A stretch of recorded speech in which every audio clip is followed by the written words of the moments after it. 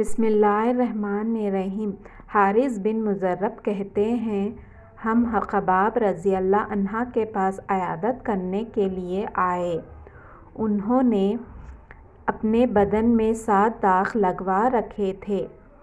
انہوں نے کہا، یقیناً میرا مرض بہت لمبا ہو گیا ہے۔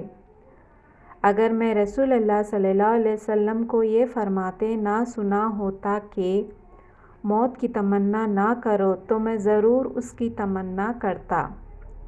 اور آپ نے فرمایا، آدمی کو ہر خرچ میں ثواب ملتا ہے سوائے مٹی میں خرچ کرنے کے، یا فرمایا گھر بنانے میں۔